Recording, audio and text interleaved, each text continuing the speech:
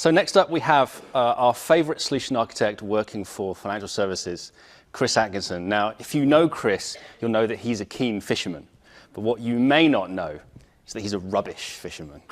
He's never caught fish. All right. So not true. True story. So he's so obsessed with trying to catch fish that he's been obsessed with MLW's temporal APIs because he wants to work out a way to go back in time to give himself more time to go fishing so one day he can catch this elusive fish. So to tell us more about MLW's bitemporal API, Chris Atkinson. Thank you.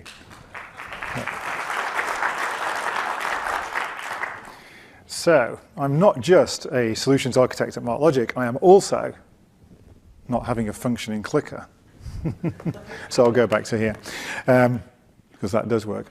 So as well as being a MLW Time Lord and a solutions architect, I have a very tough order, which is basically to give you just 7 minutes, and the clock is still running, I presume, yes, an overview of bitemporality, which is a pretty hard to master concept. So being a Time Lord, I actually have some extra abilities which I can use. There we go. Okay. If only I could do that with my fishing.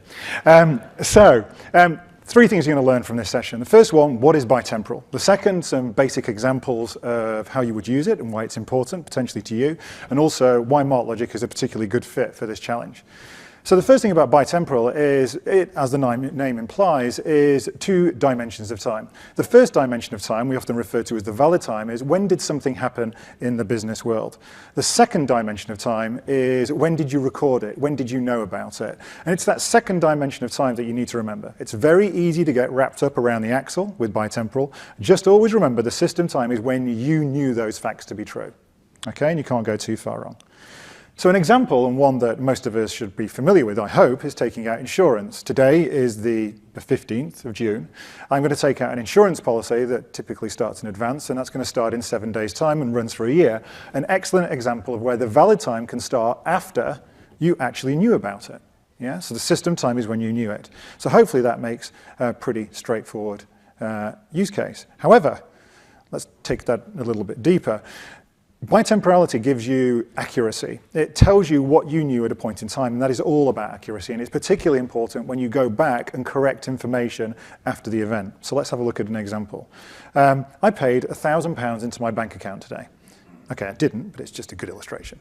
And I paid it by a banker's check, which shouldn't bounce, right? And I paid it in today. So we knew about this today, and it was effective in the valid time from today. However, tomorrow, the check bounced. But I didn't find out that that check had bounced until Friday. So we have now effectively 2 facts, when basically the credit occurred and when the debit occurred. Now, if I run a query on Friday, and I basically say, knowing now what I know on Friday, what is my balance on Thursday, I look for intersections of both of those facts with both of these lines on the system time and the valid time. And we see here that on Friday I knew both about the credit and the debit. Therefore, I knew that my bank balance was in fact 0, okay, unfortunately for me. However, if I want to ask the other truth, which is what did I think my bank balance was on Wednesday, then we can see that we don't get an intersection with the system time for the second fact, which means that we didn't know that fact at that point in time. So therefore, on Wednesday, I actually thought, sorry, Thursday, I realise that's wrong. On Thursday, it's actually just £1,000 bank balance. I hadn't realised of the debit yet. So that hopefully gives you an idea of why corrections often mislead us in terms of the truth that we often see, and why bitemporal is very important for accuracy. So why is it difficult to do? Or should I actually say, why is MLW good at it? Is because relational is bad at it. And the reason why relational is bad at it is because relational databases have schemas, and those schemas are represented with table joins. Every time I make a table change, or I join a table to an existing table, I change the information that's available to me within that database. So in order for me to see the information that was available to me at that point in time, then I need to do 2 things. The first thing I need to do, I need to be able to persist or retain the schema that I used at that point in time. And I also need to be able to record the queries that I ran against that schema. And that is not easy to do. Remember that your schema is going to be constantly evolving. Nobody in this room is working on the same schemas within their businesses that they did probably when they started working for the businesses that they are currently involved with, unless you've only been there for less than a month. So There are ways around doing this, or there are ways to do this within relational models. And the first one is to do something called schema pooling. And there are two types of schema pooling. The first time is to create a global repository schema database, and then basically have a number of satellite databases with new schemas attached to it, and you apply your queries through each of those schemas. And if that sounds complicated, it's because it is, okay, very simply.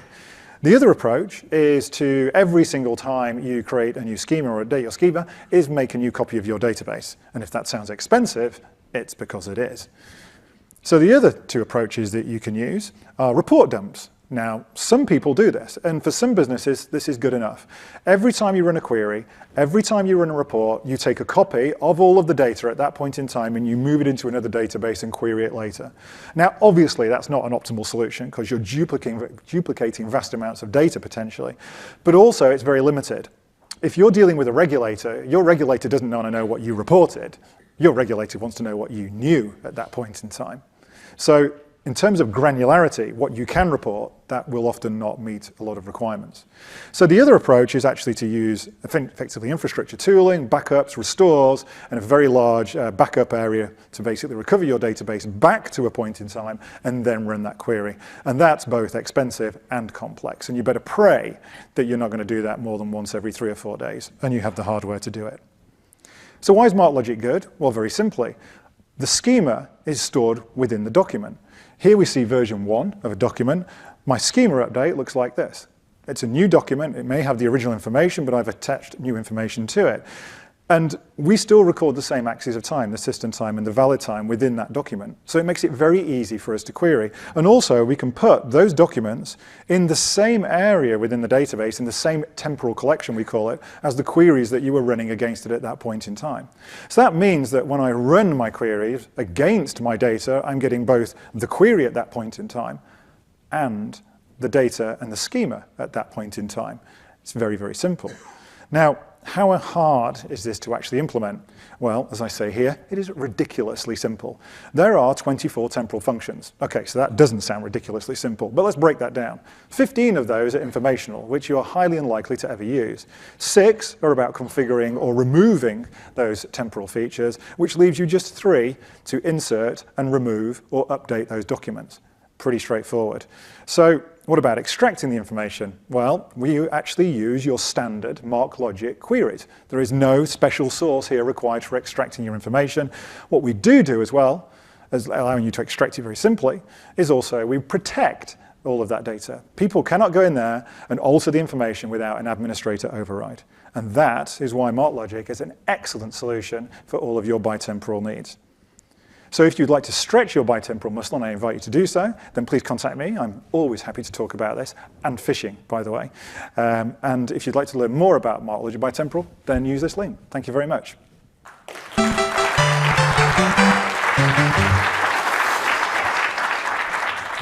Technically a cheat. Yes, you are a Time Lord, so I expected nothing less. So you used an example in financial services. Yeah. What other industries do you think bitemporal could be useful? Other than phishing, right? Other than phishing. Medical is a big one, actually. Okay. So medical is particularly around trials. So we're starting to see big interest around managing the information around medical trials. You imagine that you do a medical trial. Typically speaking, there is a significant lag between the effectiveness of a drug being recorded and when it actually became recorded. And indeed, even the worst case, right, which is if something goes wrong. So for that reason, bitemporal is fantastic at giving you accuracy about what you actually knew at that point in time. What changed, and very, very importantly, is you can start to track actually the distance between those two. So how long does it take for us to gain accuracy on a medical trial? How long do we need to run a medical trial in order to gain accuracy, which means we can now argue, I don't need to run my medical trials as long because I can prove how long it takes for that information to surface through. Pretty cool. Excellent, awesome. Thank you, Chris. Okay, thank you, cheers.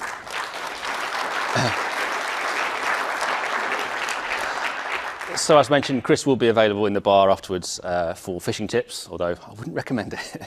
Okay, thank you very much. That was the Lightning Talks.